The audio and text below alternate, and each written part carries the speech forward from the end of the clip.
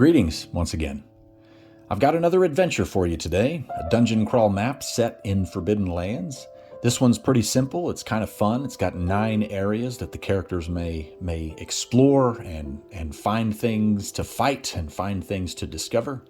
There's a little bit of history and background that I'll give you here in a second, but the mechanics that I use and the history and the lore is set in Forbidden Lands. I really enjoy that game. And if you have a different game that you prefer at your table, you can easily tweak a few things here and there and adjust it to match up to what your table enjoys. So let's get into it. This map has 9 areas. It is a dungeon / mine / forge set in the mountains that dwarves reside in.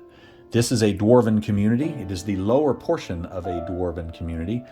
Now, it's not huge. The area is moderate in size. However, the dwarves that live here, they are known for their fantastic craftsmanship. They use the iron ore that they mine, directly into their forges, and they produce fantastic weapons and armor and other tools. To work here in the forges is a very high honor. It is a very prestigious position for these dwarves. That's the setup. Now, this particular community has been wiped out completely. That's the problem. That's the conflict that draws the characters in. Trolls have emerged from the lower depths of the mine not all that long ago, maybe 6 months or a year. Trolls came up through here and wiped out everyone. There were some dwarves that escaped, but very, very few. So this place has been completely destroyed, and now trolls live here.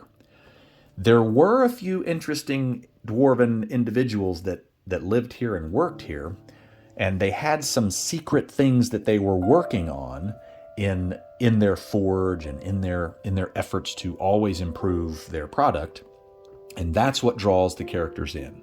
Okay, so an old grandpa-aged, really gray-haired, bushy eyebrows, spotted skin all over his bald head, an old dwarf carries a cane and walks with a limp, and he's hunchbacked and real grouchy. That's the character that hires the PCs. Seems like a fun encounter. Renkus Rockfellow is this dwarf's name.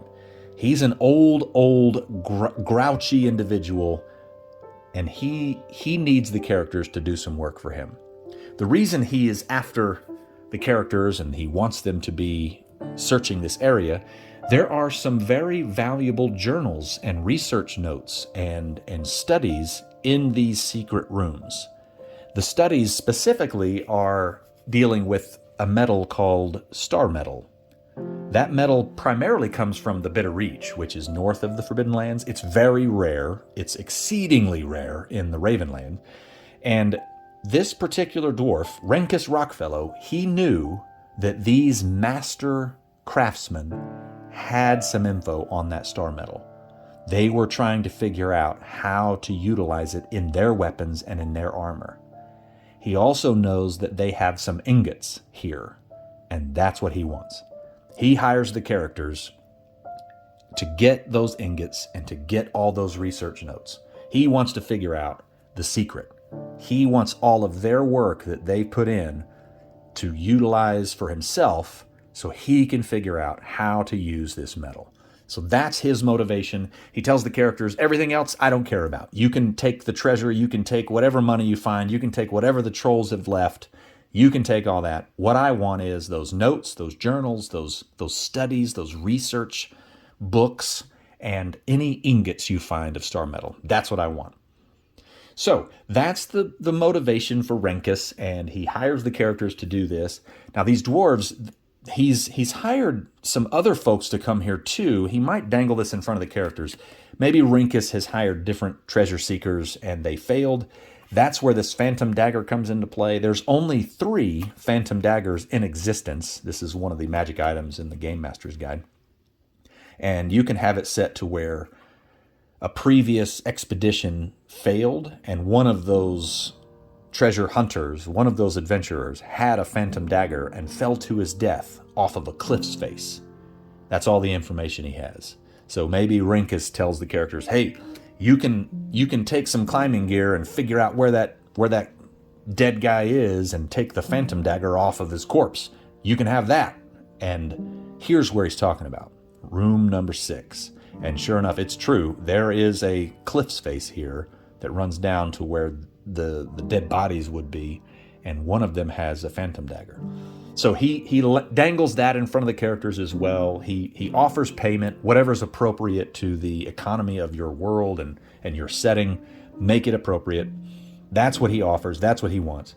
He does tell the characters that he thinks the rumors about this particular community, he doesn't know if they're true or not. And the rumors about these dwarves is they were pretty ruthless. I mean, they did some things that was kind of rough. They would often lure trolls into areas where humans lived, because trolls that consume human flesh will then pass or excrete rare minerals. It'll come from their waste, and then these dwarves would follow in behind those trolls and collect those rare minerals. And that's just awful. That is awful. And these dwarves did that. And so some of the rumors are these dwarves lost control of those trolls and they got out of hand and wiped them out, and they deserved it. And that's why I've named this map Dwarven Kismet. And it turns out that part is true. They did do that. They would lure trolls to human settlements where they would then consume those humans and then collect the rare minerals. There will be some of those in these rooms as well. But that's not exactly what happened. They didn't lose control of any trolls. The trolls came up from the caverns underneath and wiped them out that way. So they kind of got what they deserved, but it wasn't exactly how the rumor is. It's not exactly true. So you can throw that in there as a fun little side tidbit of info.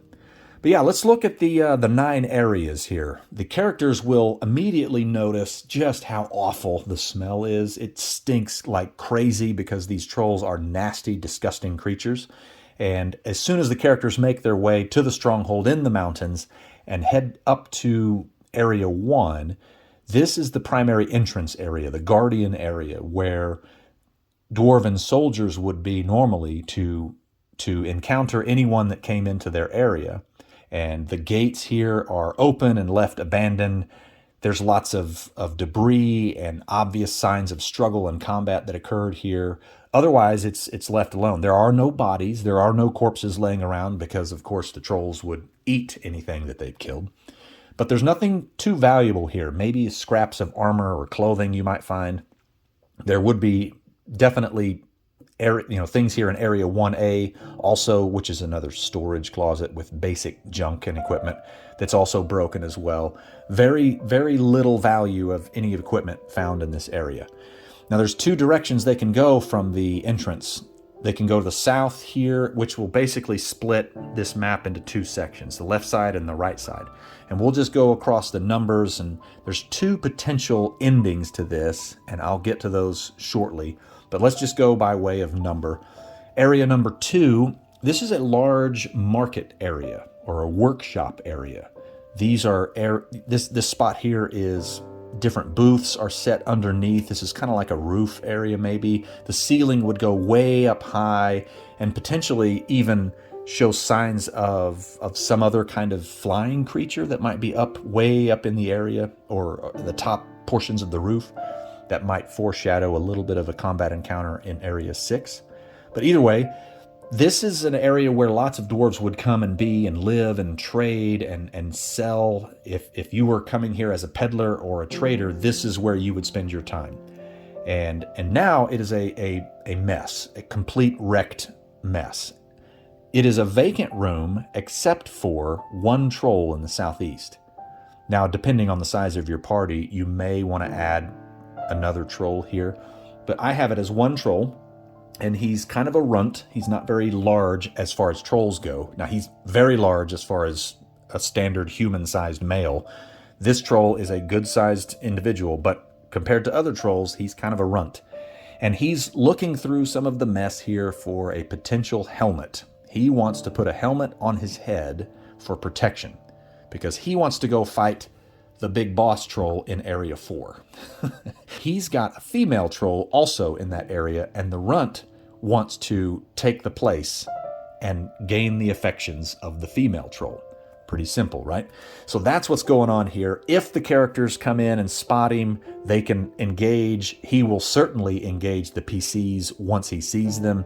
However, he's not going to get any help from the big boss in here or the female in here. So you can add that to your setup with one or two trolls in this area. Either way, that might be the first encounter with trolls that the characters come across. Area 3 is... This was once a common living area. The stairs go down and up here, 2 different sections, and those would be living quarters for families or workers. This is like a tavern setting, a communal place where they could come and hang out, that sort of thing. However, now it's just completely destroyed. Any tables in the fireplace, anything left in this area has been ruined and destroyed. There is one hidden compartment behind this bar right here. It contains a couple of barrels of fine ale and also a number of bottles that contain valuable dwarven alcohol of some kind. You can get as detailed or stay as non-detailed as you'd like there. Also, there are 2 throwing axes of pretty decent condition, nothing special, but that's in there as well, along with a lockbox that contains a moderate amount of silver. The trolls search, but they don't search well, and they missed that, so that's in there. And let's see. As far as the things upstairs or downstairs, that's going to be ransacked living quarters with nothing of true value there. The trolls have already taken and dumped everything from there. Let's go to area number 4. This is another area similar to 3 in that it's a common area. The stairs up lead to living quarters, and also these do as well. But this would be a nicer area where dwarves would come and maybe have meetings or come and just live and speak with one another. It would be a place where they would come after a good, long, hard day at work, that kind of thing. There are a couple of fireplaces here, neither of which are lit and running. As the trolls live here now, there are 2 that primarily have called this their home. And in this area, they have a massive pile of stuff, mostly broken junk. Some of it might be valuable. This is what the trolls have gathered from the other areas throughout this particular dungeon or stronghold. They've piled all of the valuable things, or at least what they think is valuable, right here in the middle of this room. Now you can add whatever you want in here. You could put armor, you could put weapons, you could put decorations or furniture, or you could even roll on the valuable finds tables in Forbidden Lands, or add something that would fit to your story or your campaign here. But either way, that's all in this massive pile. And around this corner, this is where 2 trolls live, and it's absolutely disgusting in here. Now remember, this is the alpha male. This was the big troll that's just massive, that keeps picking on and beating up the runt troll. And he lives here with his female mate troll, who is not quite as massive, but she's very formidable. The male is about as round as a boulder. It talks about trolls in Forbidden Lands that eat so much they end up looking like large boulders. So he is just huge. And she, however, is not quite that large. And she carries a massive club with spikes on the end of it, which adds a little bit to her attack, and it changes up how the combat may occur. I added that this particular weapon would have reach, or would have a range of near in Forbidden Lands. Arm's length is one range category, and then one beyond that is near. So she's going to be able to reach a little farther than your average enemy. So bear that in mind here. Now this might be the big fight at the end.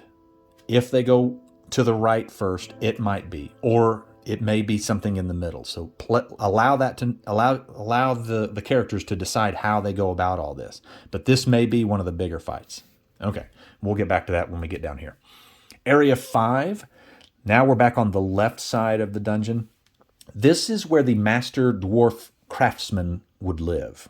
All 4 of these rooms are their private areas. And of course, this is also vacant. It's mostly destroyed. Everything in here has been picked through and broken. There are 2 secret rooms the southwest and the northeast. I don't have them differentiated as to what has what in the rooms. You can set that up how you like, but there will be a few things in here of note.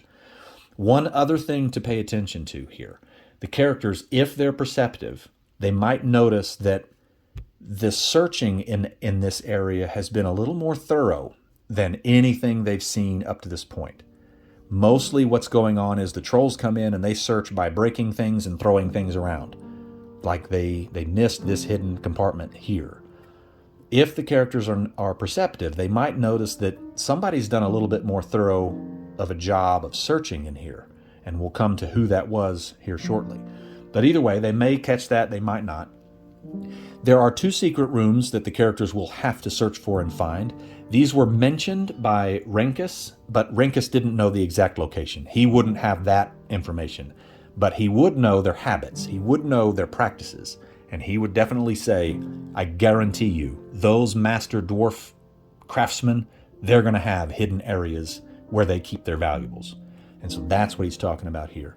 And in these rooms, in 5A, the northeast and southwest, that's where our journals are. That's where the notes and the research information is that Renkus wants. So the characters would be able to collect a handful of books, maybe some journals, however you want to set that up. I see it as a set of journals that the dwarves would keep. And if the characters do any research, if they start looking at what's written in these journals, they might determine that these dwarves have yet to figure out how to work this metal. They don't know how to do it. And everything they've tried up to this point has failed. So, bear that in mind. Also within these rooms, there will be 10 ingots of star metal, which is incredibly valuable. And Renkus also wants that as well. Now, he doesn't know how many ingots there are, so if your characters want to give him 5 and keep 5 for themselves, that's on them. But just know that those 10 ingots are also here somewhere within these rooms. You can add other treasure that fits to the economy of your campaign if you want to throw some money in there, or high-quality armor or weapons that your characters could utilize. This would be where that was at. The trolls never were able to find these rooms. Okay. There is one other piece of equipment in here that Renkus did not know about. There will be 1 star metal weapon located in one of these rooms. And a star metal weapon in Bitter Reach, it describes them as being a little heavier than normal. So it's 1 category step heavier than a normal weapon of that size. And you can decide if it's a dagger or a short sword. It's one of the 2. And you can pick however you'd like. But just know that that weapon will be heavier than normal, but it also does 1 more point of damage than the normal counterpart weapon to it. So that's here as well, and Renkus does not know about it. If the characters decide to give that to Renkus out of the goodness of their hearts, then he obviously will pay them handsomely for it. Or if the characters decide to keep it, not say a word about it, they've got themselves a pretty good weapon. So let's look at Area 6. This area here is really just a passageway that opens up to a massive ravine or interior open cavern cliff. This edge here is very dangerous. Don't run along that, kids. You know, that's kind of there's not any handrails or safety features here. This is a classic D&D styled or Forbidden Lands styled walkway, right? Anyway, so this is where the adventurer that lost their lives and the phantom dagger, this is where that occurred, okay? And if the characters figure out a way to look down here as it's really dark, there'd be no reason for light to be in here, they'll see that at the bottom of this, a few hundred feet or however far you want to make it, there are a couple of corpses here that have been picked clean by some kind of monster. If the characters spend too much time along this passageway, the wyverns that are now living and nesting up in the top of this area will attack. There are 2 wyverns in this area, and they will definitely engage them at the most inopportune time. If the characters just kind of lollygag here, they'll come and fly by and attack and do that sort of thing. If they very quickly just make their way through, the wyverns will watch them and not engage. But if they see an easy meal, especially one that starts descending down here with climbing gear, then they'll attack while the characters are in a rather vulnerable position. So that might be a fun and challenging encounter for the characters to deal with. Let's see, area number 7. This is a large mining room, mostly vacant. These 3 objects here are lifts. They have chains and pulleys and systems to allow the dwarves to gain access to a very deep section of the mine. This is all controlled, or it once was. Now it's just broken and shattered. Nothing here is really of value. This is just an open, vacant area. And if your characters need other monsters to fight, or if it starts to get slow, or they really, really love combat, you could throw a random encounter in here with maybe another wyvern or 2, or you could even have a troll kind of wandering up in this direction. It's up to you. Area 8, we're back over to the left side. This is the Master Forge area. This once was a very high-quality forge. Whole systems of weapons and armors, crafting areas and tables and sections were set here. This was where the best of the best worked in this community. And now it's all broken and destroyed. The trolls didn't necessarily care about how good this stuff was before they destroyed it. Now, a lot of what's around here is just trash and things from the normal work of a forge and a mining facility, and it's just scattered about everywhere, kind of similar to the rest of the entire region and map. But in here, there are a few other adventurers that have been searching this area. These other adventurers they're just now returning from a trip down these fully functional. These are actually still functioning, whether these other explorers fixed them or the trolls didn't destroy them, it's irrelevant. These function. These other adventurers are coming back up right as the characters make their way into the room. So maybe the characters, as they're getting close, can hear this piece of machinery being operated, however that would sound, but obviously it would be loud because this place is vacant and there's not much noise going on other than what the characters make. So the characters will come across a group of explorers here. And I have it set to where they're the same number as the PCs. So it would be, if there are 4 characters, there's going to be 4 other explorers here. I don't have a set group of races. I mean, they could be mixed, they could be all one. It's up to you. Doesn't matter. But I would say add at least 1 spellcaster. Whether the spellcaster is a druid or sorcerer, it doesn't matter. Either way, that makes the combat rather interesting.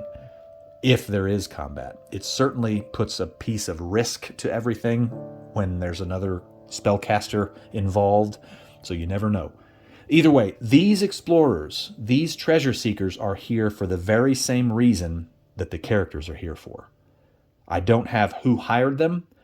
You can add that. I don't have how they came about this information. Some of their information is not as good as the characters, however. They thought that the star metal was somehow being mined down in this area. So that's why they're down here searching. They did find one thing of value that certainly Renkus would pay handsomely for, and that is 1 journal was left in one of these rooms where they were searching. They were the ones that were searching more carefully in here. They found a journal that had some information in regards to the Bitter Reach. It had maps or maybe a legend that might point your characters towards the north, the frozen Bitter Reach. So you can decide that, how you'd like to play that if you want to throw that in there. But these particular explorers, they're not stupid. They don't want to risk a fight that they aren't certain about. They will try and work some deal with the characters. They certainly will take advantage of poor choices by the characters. If the characters start overly trusting these guys, they're gonna take advantage. They're not just your average nice groups of people here. They're gonna do what they can to make a buck. And they haven't found any star metal, they haven't found any ingots, and they certainly don't have the journals that the characters would have if they've taken them out of these 2 secret rooms. So, if the characters have already fought these trolls here, and now they come to these characters, it depends on how you want to run it. It would be a certainly different type of combat. Combat versus monsters versus combat versus other types of characters or humans or elves or dwarves or orcs. That's different. It feels different and it plays different in the game. So it's up to you. If the big bad fight is over here and the characters have somehow made an alliance with these other explorers, then that's going to look different. You may need to add some monsters here if that's the case. It might be fun to have these characters, these other explorers, offer aid, but then seem kind of suspicious. I mean, we've still got some other areas to search, and if these explorers try to lure the characters down into the lower depths of Area 8 or Area 9, obviously it's off the map here, but you could easily have them betray them if they encounter some trolls. So that's up to you. 3, 4, 5 total explorers here, one of which is a spellcaster. That would be a pretty tough combat situation, depending on how it was set up. So bear that in mind, play that how you want. If the characters end up just in a straight up combat situation with these individuals, I decided to use the typical NPC stats for the soldiers or the bandits or the sorcerer or the druid, and that's on page 183 and 184 in the Game Master's Guide. So yeah, enjoy that combat if it takes place. So let's see, we've got one more area. This is Area 9, and really there's not much going on here. Potentially the characters could see that this is where the massive underground tunnel network is located. This is where the trolls came from. They came from the deeper portions down here off the map. If the characters decide to somehow seal this off, they could. There are certain ways that the characters might see that the dwarves set up as kind of a fail-safe or a retreat section to where they purposefully cave in a few tunnels. That would render this area safe from future troll attacks, at least for now. So that might be something the characters are interested in here. And who knows, if they end up doing that, what kind of benefit would that be for the characters or for Renkus or for the other NPCs that they encounter here? That's up to you. So yeah, I think that covers everything. The conclusion would be basically, the most basic conclusion would be the characters are able to recover the journals and the research information, the research notes from these secret rooms and return it to Renkus. They also would return the ingots to Renkus, who would then take them and attempt to figure out how to work this metal and hopefully restore his family name. If the characters kept the star metal dagger or short sword, whatever you end up picking, they would keep it and have a nice weapon that one of the player characters could use in the future. Or if they give it to Renkus, he would certainly pay handsomely for that as bonus. And the NPCs here, maybe they're future allies of the characters. If the encounter goes well and they decide to team up and then they search the rest of the area and fight trolls together, maybe they become friends. Maybe they become future contacts. That's always a possibility. It just depends on how your characters engage and interact and what you want to do with that encounter at the table. Now, it would be interesting if the characters hadn't found that phantom dagger yet and they're all together. How's that going to work? It might do better. The characters might fare better against a couple of wyverns. However, greed might seep in a little bit once a legendary phantom dagger is discovered, if these guys knew about it. So yeah, that's the gist of the whole thing. Dwarven Kismet is the name of this one. I hope that you enjoyed this, and really, if you run this adventure, I'd like to hear how it goes. I'm always curious as to if these things ever get used, and if they do, I sure hope you enjoy it. And yeah, this was fun, and I hope you have a good time with it. Thanks for watching.